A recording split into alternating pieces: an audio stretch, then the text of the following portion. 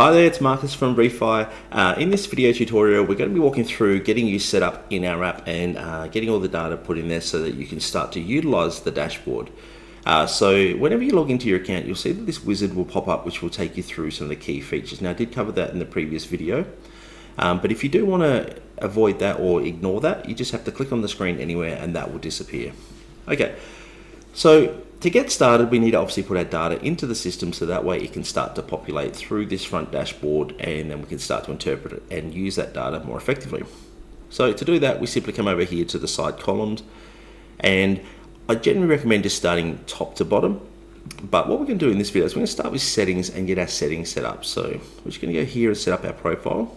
Okay, so you can see here, this is just a dummy account I've set up. So we've got our login details here. We're just going to choose our gender, 2 children, job title, I'm just going to say I'm a doctor and full-time. Address, I'm just going to say that 1, 2, 3 My Street. Again, I'm just putting dummy details in here. Let's go Queensland, and we can type in a suburb here, or you can search. So let's just scroll down here and find a suburb. Then we're going to put in our partner's details, so 46 job title nurse, and they are full-time. Just check that data's all in there correctly, and then we're just going to update that there. Now our profile's been updated. You can also click this little icon here and upload a primary image as well for your profile. Okay, so now back to the dashboard. So we're going to start from the top, go from income, mortgage, loans, expenses, and then assets, and just start putting that in. So first thing we want is gross annual income. So we work on gross income, so that is pre-tax. So whatever your salary is total, let's put that in there. So let's say I'm on 120,000 a year. Let's say my partner's on 80. So this next field is for rental income. So if you've got an investment property, this is where you would put that in. So let's say I've got an investment property. I'm getting paid monthly $4,500 in rent. I want to times that by 12, and again you've got this great little calculator here, so if you need to make any calculations you can work that out. So that's 54,000 a year. Okay, close that one. I don't have any other dividends, or I don't have any other source of income. Now if I try and submit this, you'll see I get this error. So as you go through here, it's important that if you don't have anything for that field, that you just put a 0 in there like this and then go submit. Now that's successfully uploaded, and as you can see, that's populating through the front here already, so we can see that there coming through in the salary section and also up here in the net cash flow section. So let's go through and put our mortgage in. So mortgage, we're going to select our mortgage type, so if it's a primary home or investment property. Term remaining, let's say we've got 30 years. The property value, let's assume it's 600,000, and let's say we've got 400,000 remaining. Select your interest rate. Okay, payment type, we're going to go principal and interest on that one. Now it will calculate your minimum repayments based on principal and interest, or interest only if you select those separately. The bank, okay, I'm with HSBC, and then we'll just put a dummy address in here, but you would normally put your address in there, and then we'll go submit. Okay, so now we're going to go back here and we're going to put in another property. This time we're going to put in our investment property. So investment property, we've got 30 years remaining on that. The value of that is also 600, and the amount remaining is 300. Interest on that is, the interest rate, let's say 5%. Again, I'm just putting in dummy data at this point, so we're going to interest only on the investment property, and with that one there, we're going to go with Westpac. So, and again, you would put your address there, you would submit that. Now, if you need to edit any of this, you can simply click these edit buttons here, and then go back and edit that, and then click submit, and that will then update that detail. So let's go to the dashboard and have a look and see that that's come through. So you can see how net assets is starting to come through at the top there, and you can see down here our primary home and our investment property have come through their balance and their equity position. Okay, so let's go through our loans and just have a look there. So again, if you've got a car loan, let's put here, let's Toyota Camry. Okay, let's say the loan balance. The loan balance on this is, let's say it's an $80,000 car, loan term remaining 7 years.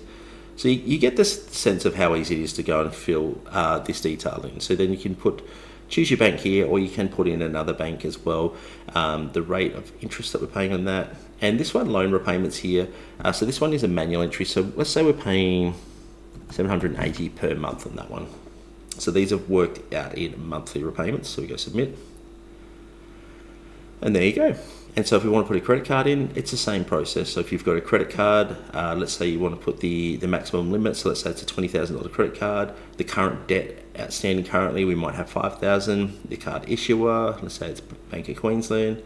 And your monthly repayments, because everybody's paying different, whether you're paying the minimum or not. Let's say you're paying $600 a month off that, and you can hit submit there. Now, if you wanted to go back and add another one, then you can simply go back, and then you can add a second card in there as well. Personal loans, let's just do the same thing one more time. So we got CommBank, let's say it's a $10,000 loan, term remaining is 7 years, interest rate is 6, and the monthly repayments, again, let's say we're paying $700 a month on that. Again, I'm just putting random numbers in here, so don't take these numbers into account. So you can go through and put any student loans in there, or any other debts that you've got currently as well. Then you go down here to expenses. Okay, so this one can take a little bit longer. So income tax is pre-calculated based on the Australian taxation rates, so that's all taken care of. Housing, so if we want to add a new expense in here, just click this little button here. Okay, so anybody corporate fees, so we don't have anybody corporate fees. We don't have any property taxes, so again, we're going to zero those out. Insurances, so let's say we pay the insurance monthly, and it's $120. Council rates, now council rates are about $600 a year, so let's just take that and go, let's just use our calculator. 600 divided by 12, because these are the monthly figures we're looking for here. So council rates are $50 a month. Maintenance and repairs, let's put in 50 there as well, and any miscellaneous that we are aware of, no. So then submit that, and then it's just a process of working through and doing it with the rest here as well. So transportation, same thing. So fuel costs, let's say we're spending $50 a month. Vehicle insurance might be $130. Vehicle registration, so let's say that's another yearly cost of, say, $400, and we want to divide that by 12.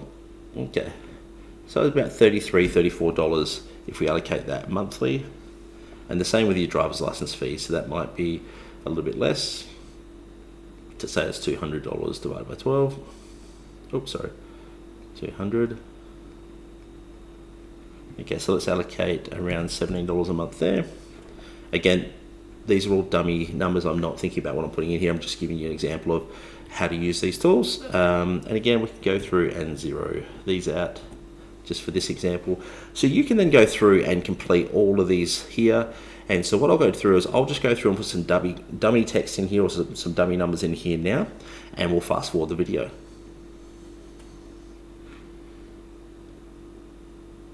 Okay, so I've gone through and completed that now.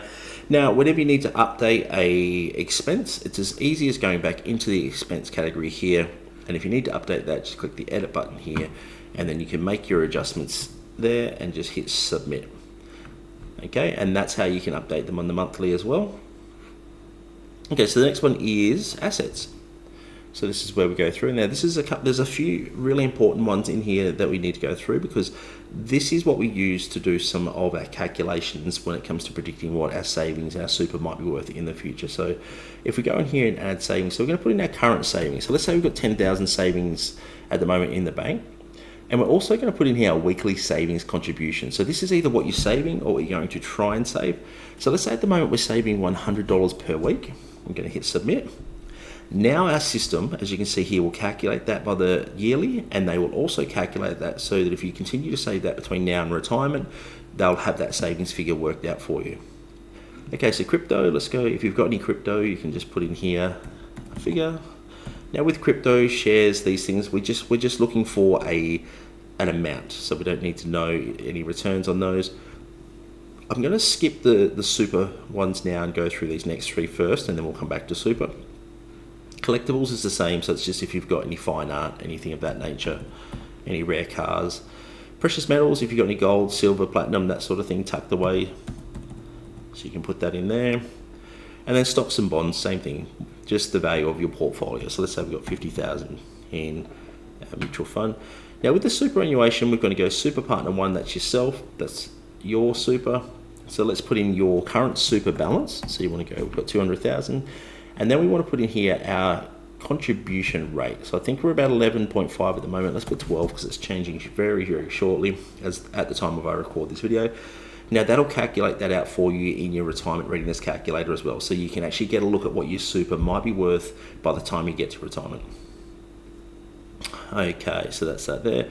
And then also you can do that for your partner's super as well. So let's go and let's say your partner has a little bit less, but their contributions are a little bit higher because their employer actually does extra contributions. So they might be getting 13%. So let's go submit.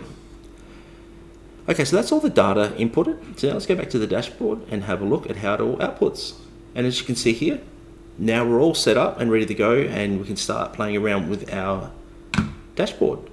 So you can see here that it's automatically calculated a lot of things for us. So, and I'll go through a lot of these in more detail, but you can see here it automatically calculates your equity position on your properties, and then gives you a breakdown here. It adds up all of your assets, so you can see your net asset value here.